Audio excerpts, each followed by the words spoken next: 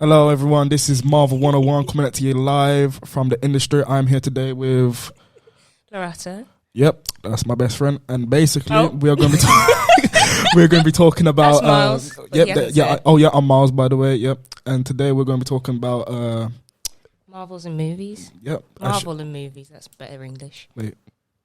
Different movies in the Marvel industry. Yeah. I'll let you have it. All right, so today's focus will be the main question. Do you think Peter Parker will be the new face of the Marvel Cinematic Universe? Well, that's your question. My question's not that. It's not the main question, is it? All right, what's the main question then?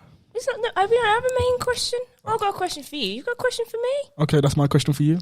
All right, thanks. What's your question for me? Do you think the loss of the Avengers or the original cast will impact the MCU greatly as they go into Phase 4? No.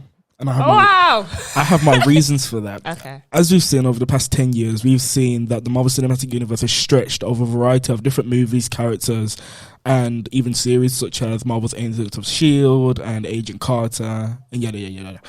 And basically, we've seen a lot of new characters who are powerful and smart, such as the Incredible Hulk. He is now just Bruce Banner, but he's in Hulk form, so he's part of the new Avengers as well. We got Peter Parker, Captain Marvel.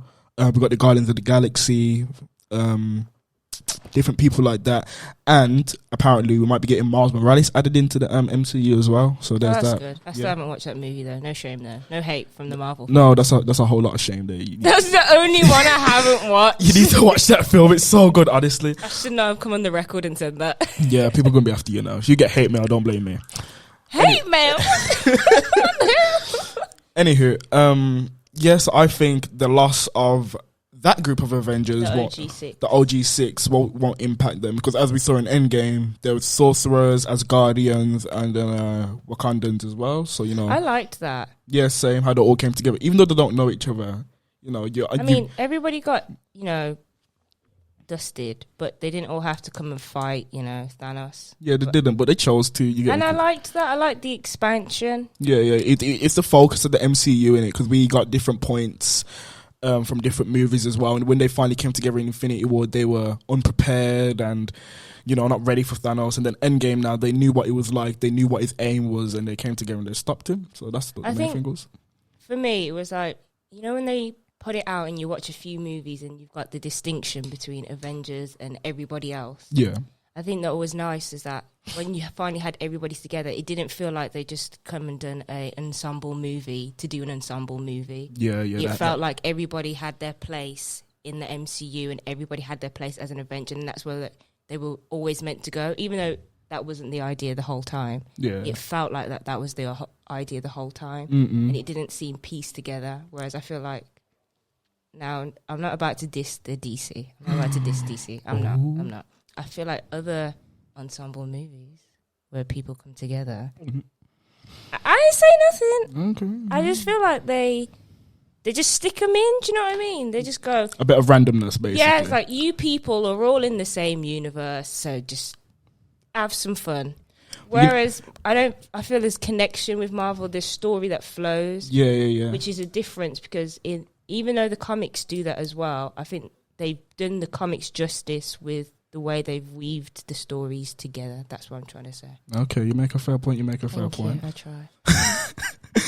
Thing is, in Marvel, what we've seen is that in Iron Man 2, Captain America, the First Avenger, and Thor 1, all them three movies took place in the first in 1 week. Did you know that? Did you know that? And that's what people don't realise, that you've got to focus on dates and stuff like that. What are you saying though? But carry on. Yeah, Captain America got thawed out the ice. Thor came to Earth, and Iron Man got recruited by Nick Fury for the Avengers Initiative. That all took place in the same week, and Incredible Hulk as well. I forgot about that. Wait, no, hold on. I swear down. Why did I just agree to that? No, that's what I read. That's what I read somewhere. Tony Stark wasn't born in the 40s. No. Oh, you got thawed out the ice. Sorry, my fault. You're so correct. Sorry. Anywho, I got something else to say as well. Actually, okay. back to DC. Okay. DC, yeah, their movies. I'm gonna say it. Are trash. Okay, I'm gonna say it, I don't care. They are trash. But the DC TV shows are really good. It's like a parallel, because the movies of Marvel are really good, but the TV shows, they need a bit of work in it. I haven't watched any of them. Name what? No, it's a lie. That's such a lie. I watched Luke The Cage. Flash. The Marvel ones are DC. I'm on about DC. I've watched The Flash. I started Arrow. I got lost. Supergirl. I did 2 episodes, and it's just not for me. It takes a while to get into, but they are better than Marvel TV shows. So there's that. I only watched Agents of S.H.I.E.L.D. and I stuck till season 5, and that got really crazy. I had to leave when they were in space trying to get back like 400 years later. And then Sky nearly blew up the Earth and no one knew. I haven't even watched it. Spoilers. Spoiler alert. Anywho, on to the next question. So, Peter Parker, new face of the MCU, same way Tony was. I think it has potential, especially with the relationship between the two that they've created, not just in comic land, but generally relationship between the two. I apologize if my stomach grumbles, but I feel like I don't want to say like that's expected, but it sort of is expected, and I kind of want them to do something different. But then at the same time, I think they're following the comics in a way, but in like an ode to the comics. You know what I mean? So even though they've got different storylines, there's still links to the comics that are in there to kind of keep the story. So I don't personally. I wouldn't like. I'm not against it. I'm not like it's the best thing in the world. I'm not also like that's terrible. I'm not against it. I just don't know if they do it. Yeah, I get what you mean. But as we saw in Spider-Man Far From Home, it was all Tony tech. Yeah, it was all Tony's tech, but Peter didn't want to be the next, he didn't want to be the next Iron Man. Exactly. That's why he ditched the Iron Spider costume and made that red and black one. You get me? Exactly. Isn't it called like Night? Hmm? Isn't that suit the Night something? Nah, no. Well, there was the pure black one that Nick Fury gave him for when he was abroad, so people didn't be like, "What the hell?" Like, it's clearly one of the students, so it's just someone else in it. And then he got a red and black suit. Yeah, and then he was still Spider-Man. He's not the next Iron Man because that's what everyone was hoping him to be because he kept on wearing the Iron Spider costume.